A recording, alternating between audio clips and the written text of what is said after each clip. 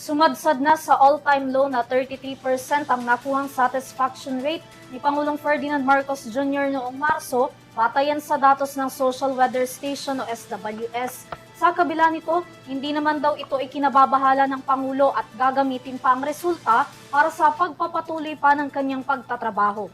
Ang detalye sa report, ihahatid ni Crisa Lopez. Hindi anya ikinabahala ni Pangulong Ferdinand Marcos Jr. ang mababang net satisfaction rating ng publiko mula sa survey ng social weather stations ayon kay Palace Press Officer at Undersecretary Attorney Claire Castro.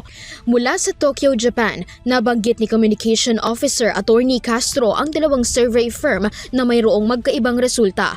Batay sa resulta ng SWS sa net satisfaction rating ni PPBM noong March, bumaba sa all-time low 33% ng mga Pilipino ang hindi nasisiyahan sa serbisyo ng Pangulo mula sa 40% noong Nobyembre. Sa komputasyon ng survey, negative 15 ang nabawas.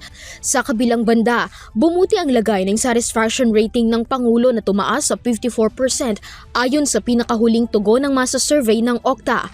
Giit ni Castro, magkaiba man ang ipinapakitang resulta ng parehong survey, nakatutulong pa rin ito para pagbutihin pa ng Pangulo ang kanyang pagtatrabaho, gayon din ang pagsisikap na maipaabot sa mga Pilipinong hindi pa nararamdaman ang serbisyo ng administrasyon. So kung may mga pagkakaiba man sila sa mga numero, pagkakaiba-iba ng mga survey firms, naniniwala po tayo at ang administrasyon na ito na patuloy ang gobyerno sa pagtatrabaho, pagbibigay ng ayuda at tulong sa ating mga mamamayan.